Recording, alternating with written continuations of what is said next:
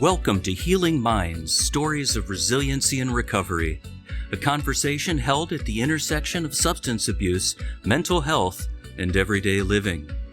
Your hosts, Marc and Justin Wolf, bring both professional expertise and personal understanding to the table. So welcome to the conversation.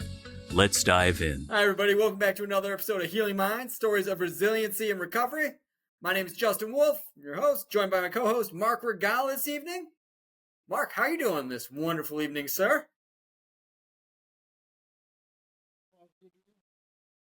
You know he never disappoints. The one person in my life, you know. Oh, I mean, of course, Santa is at their beck and call. And the funny thing is, Santa doesn't just deliver on the 25th of December. He's an all-round creature in our home, I feel like. Hence, learning to have to say no to children. It's a fun skill. It's like, then they give you that look, and you're like, don't you manipulate me. I know what you're doing, and it's working. Come on.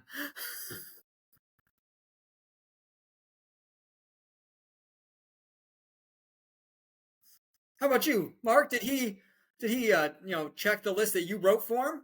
And, make sure he checked it twice to make sure he gave you everything, not naughty, but nice?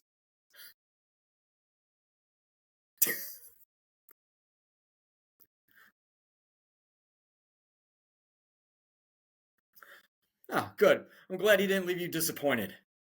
So.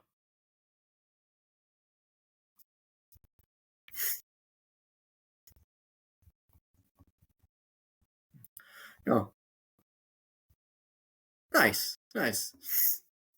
Awesome. Well, I think what we're kind of diving into today really kind of dives into, the holidays, not just Christmas and the giving spirit, but when we're talking about the holiday season, we're also talking about like New Year's, right? And like a lot of people, such as myself historically, and I know, Marc, you're no stranger to these beautiful things known as New Year's resolutions yourself. I was waiting for you to be like, no, I have no idea what you're talking about, Justin. Just straight face it. But what this brings with it is a great opportunity for change. And really also looking at, when we're talking about any kind of change, we're going to kind of naturally encounter barriers, whether they are physically present or internally present, that can really slow down or derail the changes that we really want in our life. And I think a lot of times when I for myself, like talk about like big changes that I want to kind of put into place, or like even people that I work with, and it's always like, hey, January 1st, that's the day. And it's like, I'm sure, Marc, you'll tell us all about how you hate going to the gym on January 1st because people are stealing your machines and not wiping them down because they don't have the proper gym etiquette. But it does, right? Basically, yeah. It really does. Sometimes 3 days. And it's like, glad you got that out of your system. But I think that's the challenge, right? When we're kind of talking about any kind of change, is not that initial push to get in, but that sustaining motivation to really help cement and really put that change into practice and part of the routine. And I think that's where the idea of hope really comes into play here.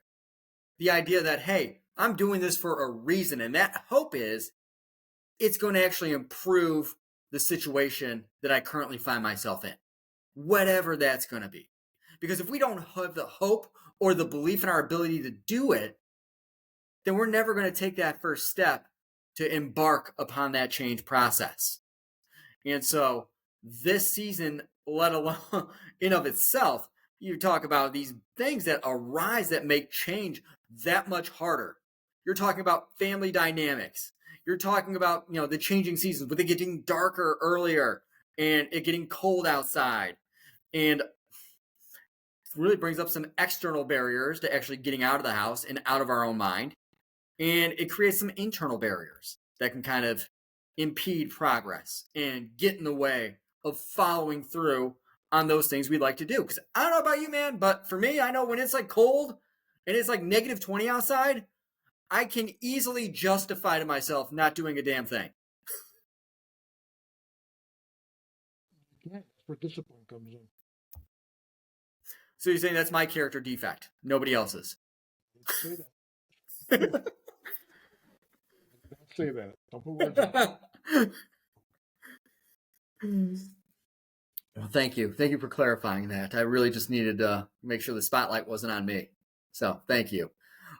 But I think I think you got some great insight, Mark, and I think you're going to be really helpful here to kind of like share with our listeners what are some really helpful strategies that you found in navigating these barriers when you're trying to put into place these changes, especially during the holiday season that can be reminiscent and very symbolic of other painful events and memories in our lives. Because that's the thing about the holiday season is like the idea of family, right? Like that's been like thrown in there.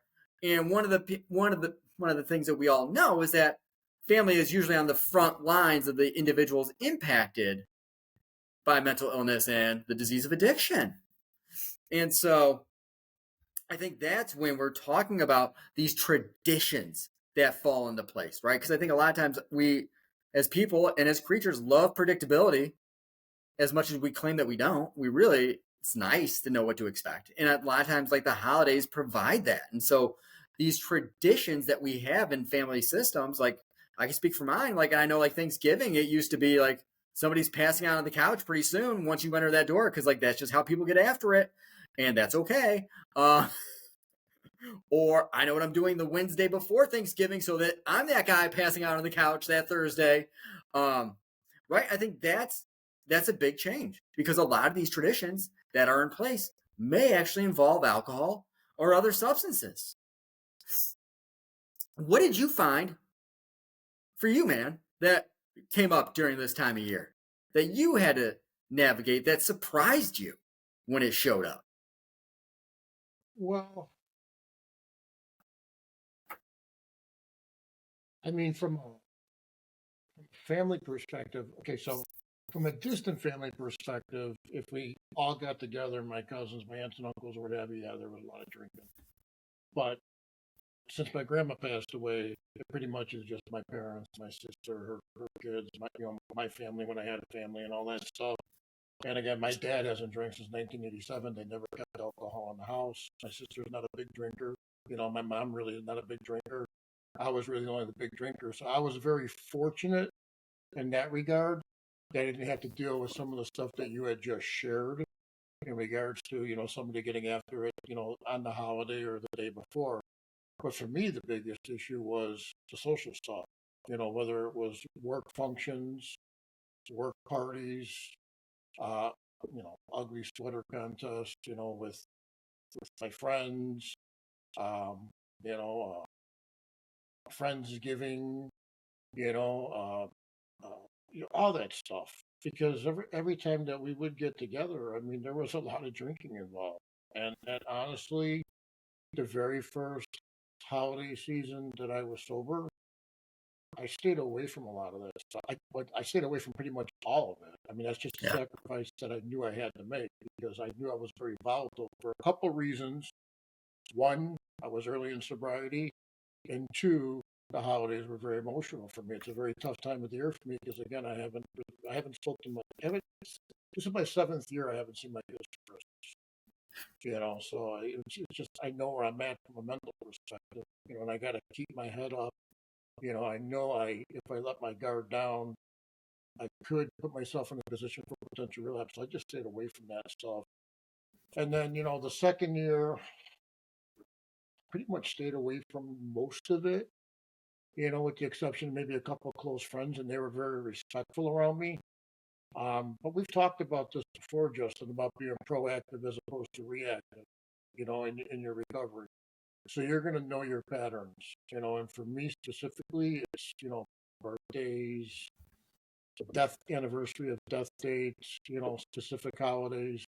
And once you get into a certain stretch of sobriety, if you're cognizant in your journal, you keep track of everything, you're going to know, the different times of the year that are a little bit more harder than others. And, you just need to prepare ahead of time. And, my preparation for this past holiday season pretty much started in October, knowing that Thanksgiving was a month away. And then that pretty much progressed all the way through the month of December to where we're at right now. And, I'm really big into the gym, but there were a lot of times during this holiday season where I hit the gym a couple times in one day because that's just very therapeutic for me. I was very cognizant with my diet as far as what foods to put in my body. It's that way I try to keep my brain chemistry, my serotonin levels at, an even keel. Um, I try to do a little bit more volunteer work because that, speaks to my heart, soothes my soul. I mean, everything pretty much was an uptick. Went to church more, on Sundays as opposed to watching it online, going in person. That helped. I mean, everything kind of had an uptick as we got closer to the end of the year and closer to Christmas, knowing that those feelings are going to be there on Christmas morning. Yeah. And it's still emotional. It's still hard. I can't say it's easy, but it's easier to obviously stay sober. I mean, honestly, the thought to drink or drug or do anything this holiday season was pretty much non-existent. Yes, you get depressive thoughts. Yes, you start thinking about the old days, and that's when you gotta. It's all self-talk. Focus. Try to shift the narrative in your brain. Try to focus on the positives. Try to focus on where you're at in life and all the progress that you made. It's a lot of that stuff.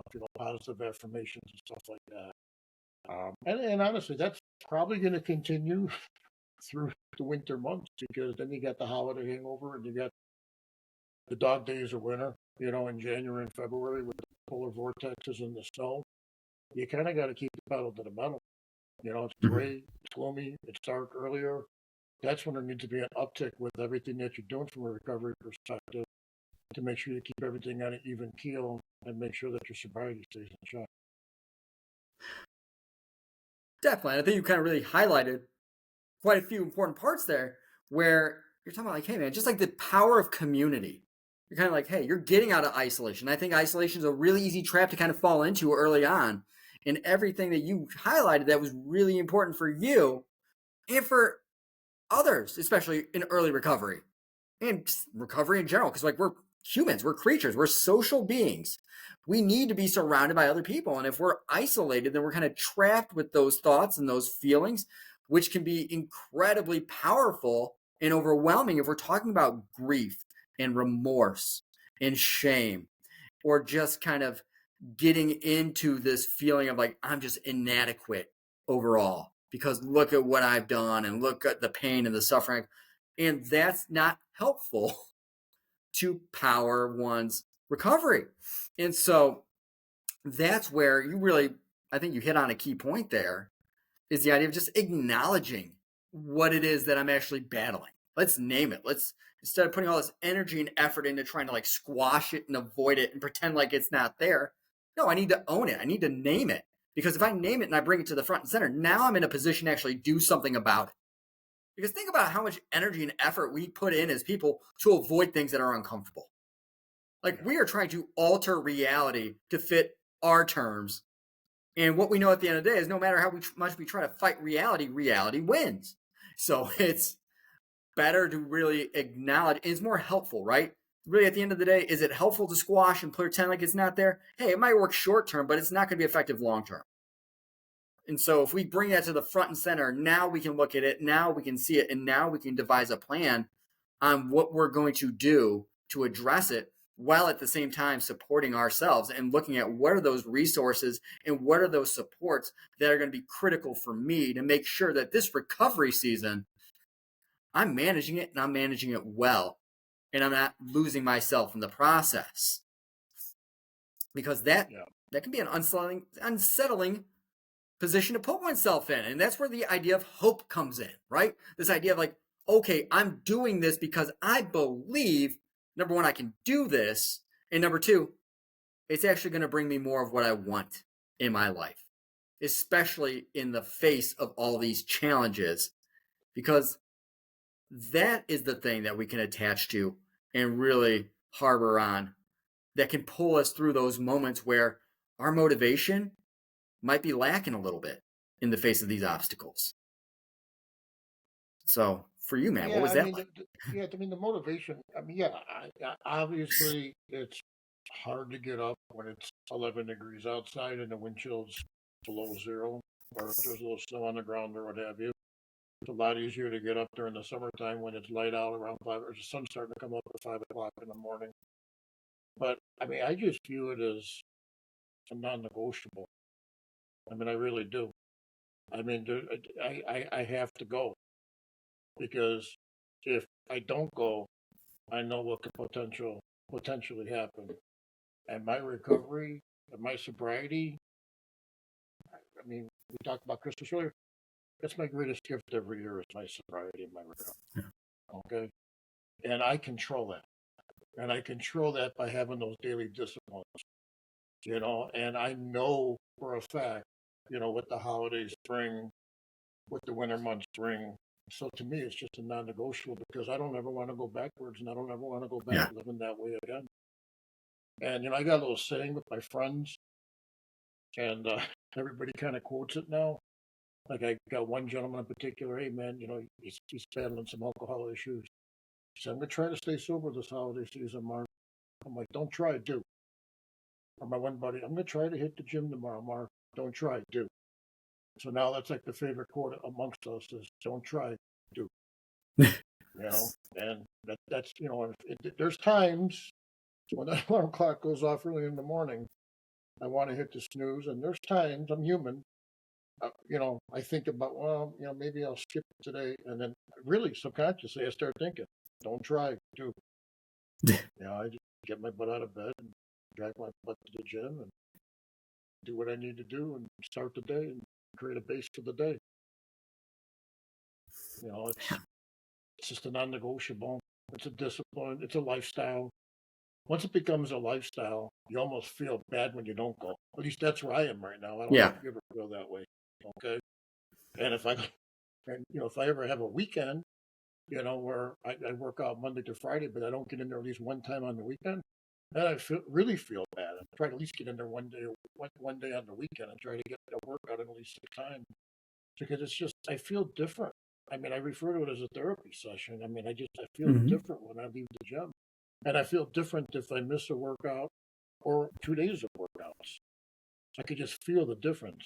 Maybe it's a psychological thing. I don't know. I don't think so. I think it has to do with that brain chemistry and the endorphin effect and everything else.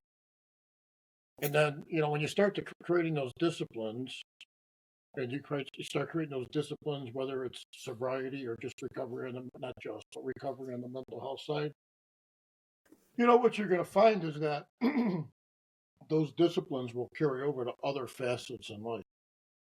Because I feel like I'm a much more disciplined person across the board as a result of the disciplines that I had to adhere to get sober and stay sober and live in recovery of my mental health and stay in recovery of my mental health. And then your life really becomes rewarding because now you're more effective at work, you're more disciplined with your money, you're saving a little bit more money. It's like everything in your life improves tenfold. But it starts with real basic stuff, but that basic stuff expands to other areas in your life.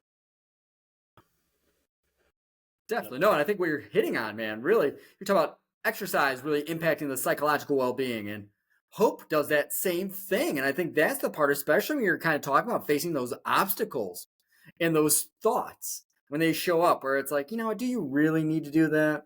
Do you really need to go to the gym? You're looking all right.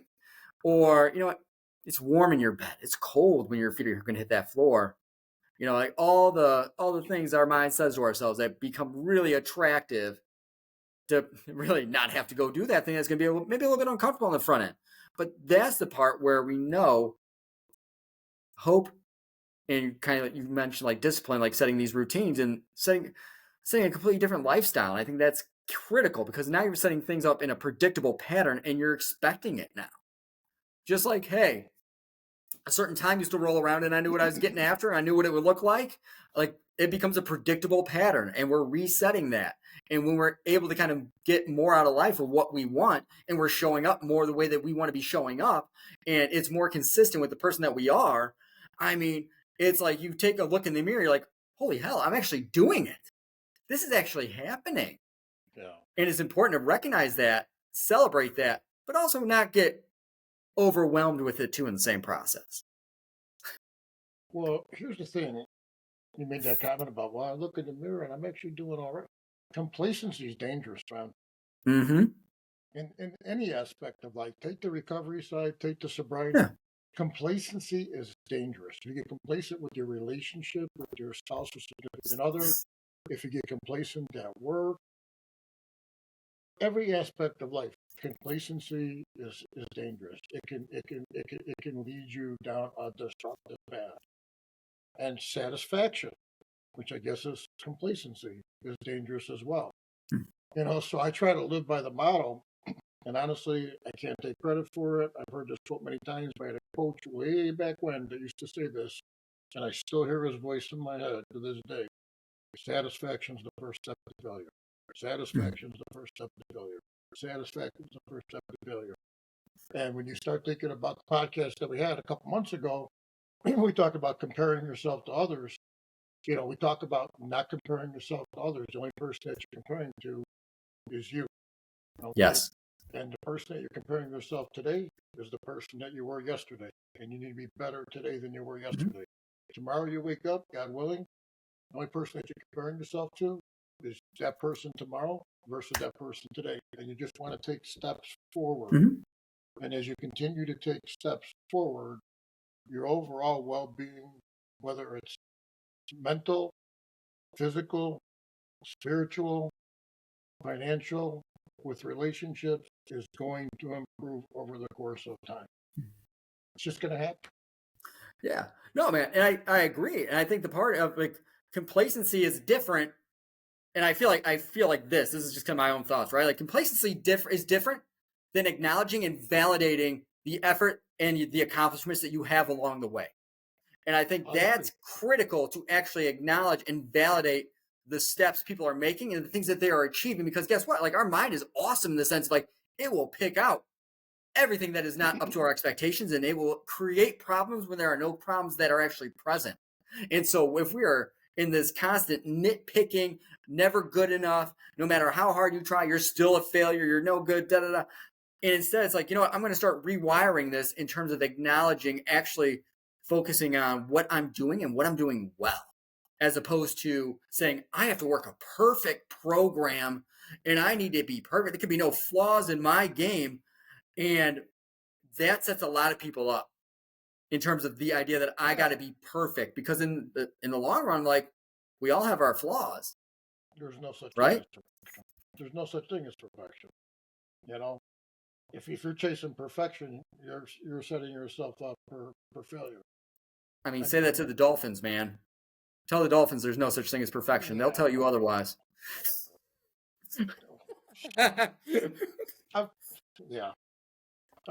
Okay. You're talking about one season. We're talking about life here. Okay.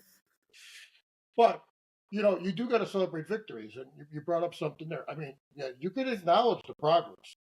And it's kind of funny you mentioned that, because one of the most unflattering pictures that was ever taken of me was on Christmas Eve when I was still married. It was the end of my marriage. I think it was the last Christmas we spent together. And we had Christmas Eve at my house. And I was just rocked on various substances and alcohol. Went to midnight mass, not proud of that. And then kids went to bed, even though they were older, waited till they were sleeping. And then I got a picture that my ex-wife took of me with no shirt on, big belly, an elf hat on, looking cross-eyed because I'm wasted, carrying gifts down to the Christmas tree. And she was so embarrassed and so disgusted. And I looked terrible. And I will tell you that I have that picture. And in recovery, every Christmas Eve, I take a picture and I compare myself to that picture. And it makes me feel good on the inside how far I've come. Yeah. That being said, though, every Christmas Eve, I'll take a picture and I'm going to compare myself next year versus this year. This year, I compare myself this year versus last year. And I want to see the growth. I want to see the improvement. I want to continue to move forward. But yeah, I'm very happy with where I am versus when that picture was taken. Sometimes I want to send the ex-wife the picture, but I'm not going to go there. Here I am now. Don't get complacent, Mark. Don't get complacent, man. No, but I think that's the thing, right? We're talking like you're embracing change. And that's what it's about, right? We're embracing change as opposed to resisting it. And that's what is critical for long-term success, even when it's uncomfortable, is opening up and creating the space to embrace this and welcome it into the lives. Because what this does, it allows us to be flexible, respond in a different way than historically have done before. Because what ends up happening when you're caught in the midst of it, right? Like we get very rigid, very black and white, all or nothing. It's got to be like this, and then you try to control everything. And if it's not going this way, you fight really hard to make it go this way. And it is an exhausting, disappointing, and defeating battle that is just constantly playing out. And so when you can respond a little bit more flexibly and be a little bit more effective in the way we're responding, well, we can actually practice to be a little bit more self-compassionate to ourselves too in the process, and a little bit understanding of where we've been, what we've been through, what we were able to navigate to get us to where we are today. Instead of highlighting deficits, it's not just playing deficit detective with ourselves. It's all right, like how did I navigate that? Like what did I pull on that maybe I'm not even aware of that I possess that helped me manage that really uncomfortable and unpleasant situation that I didn't see coming.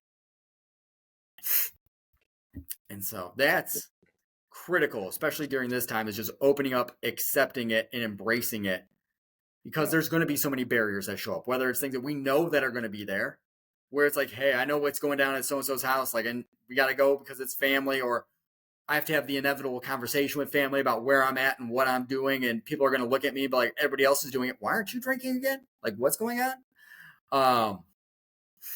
Because sometimes that can trigger some of those, our own barriers, our own personal stuff gets kind of brought up in those moments where you've seen it, we've all seen it, we've all heard it, where people unfortunately revert back to those old ways and self-sabotage, or the old ways of like that negative thinking that can appear, or just not wanting to disappoint other people.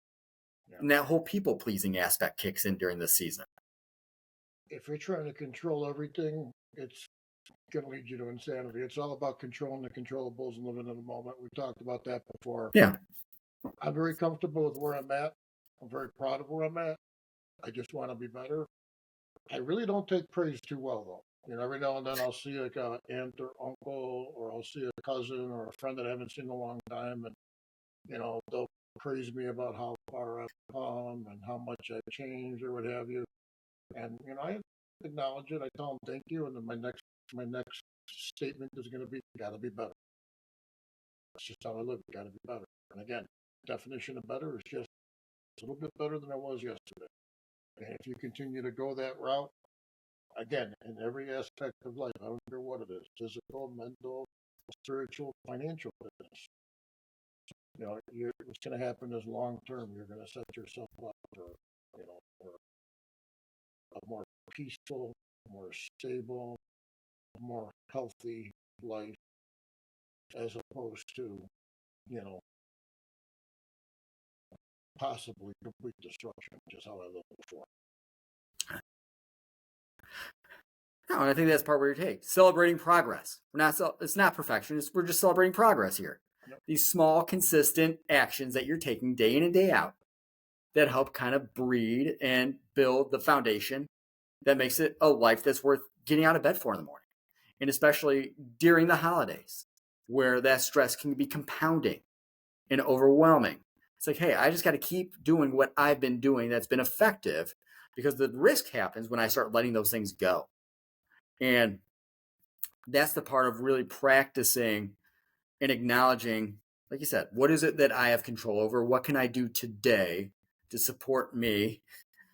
And also be understanding that I'm going to have my own stuff showing up and coming up during this time, because it's an emotionally triggering time of year. There's so many associations. So let's be a little bit more understanding that there's going to be certain things maybe pulled out of us that we didn't expect to have pulled out of us, instead of beating ourselves up over that when it shows up, or thinking, oh, I shouldn't think like this. Why am I having this idea? Like, no, like be understanding and look at like this dynamic and this relationship and the history that's there in that room. And that's playing a role in what's coming up. I mean, the whole thinking thing, and again, the whole thinking thing. Yeah. It's human, man. Well, yeah. I mean, a thought is a thought. It's your the reaction to the thoughts is the key. You can't beat yourself up because you had a using dream. You can't even control that, or that you had an urge or you had a crave. Okay, Mhm. I mean, big deal. You had a thought. That doesn't mean anything. It's your reaction to the thoughts and how you handled that thought is really the key, and that's what needs to be celebrated. Again, it's Bada control. bing, bada boom. Don't get rid of that thought. I get you, man. What? What did you say? Said bada bing, bada boom. It's done. It's gone. Out of here. Yeah. Goodbye thought. No, but I agree full heartedly, as much as I'm making a joke of it. Because you can't control your thoughts. You can't control what shows up. People get upset and it's like, oh, I must be doing something wrong to be thinking this way. No, your thought is just doing what it does. The brain is just a thought generating machine and it's throwing this stuff out there. Really, the thing that matters is what we choose to do with that thought. And we can acknowledge it, but it doesn't mean I have to absorb it. I can recognize it, see that it's there for what it is, and not be like, oh, this is an absolute truth that was, just blasted by God onto the 10 Commandments here. No, like this is just an idea that my brain generated, and it a lot of times might not even have anything to do with what's going on around me. And so being able to separate that and take a look at that and acknowledge that and tune into it, and then acknowledge it, but then tune back into where I'm at and what I'm doing here in this moment. Those are really the practices and the successes that can occur during this time that can be really helpful to kind of navigate additional challenges that happen outside this holiday season as well. And so I think we covered quite a bit today, kind of talk about these challenges that arise. You want to throw in anything else there, Mark? The only thing I want to throw out is, obviously New Year's Eve is tomorrow. New Year's Day is in a couple days. So closing out 2024, beginning a new year, 2025. And I just want to wish everybody out there a happy, healthy, sober if you struggle with the addiction and alcohol side, and prosperous new year. 2025 be the best year yet. How about yourself? Awesome. Love it. And at the same point, the resolution for the sports teams that you are proudly representing today is for them to have a winning record at some point in the next decade. So hopefully that happens here. But as always, I'm born and raised in Chicago, Justin. I'm a Chicago fan. Except justify it however you want, man. I'm a Southsider, so I can care less about the Cubs, but everything else, I'm gonna live and die in Chicago, man. Whatever. It is what it is. So. I knew there was more going on than you revealed. This just makes sense. So that's the cause of all my problems, right? Yeah. Chicago sports. Anyhow, close it out, man. I'm sorry. All right. As always, we're happy everybody's joining us on these conversations. The podcast air on the 15th and the 30th each month, so be sure to tune in. Mark and I are open to comments and suggestions, so feel free to offer us any thoughts, any suggestions, topics you want to see us dive into. Just send that at namidupage.org/podcast, and we will get that information. Again, namidupage.org/podcast, and that's how you're able to connect with us. And as always, have a wonderful new year, and we will catch everybody next year. Thank you all. Thanks for joining us today on Healing Minds, Stories of Resiliency and Recovery. If you're on the journey to find guidance and insights, subscribe now wherever you find your podcasts. Healing Minds, Stories of Resiliency and Recovery is an educational resource, not a substitute for medical or therapeutic advice. The opinions expressed by the hosts and their guests are not necessarily those of NAMI DuPage.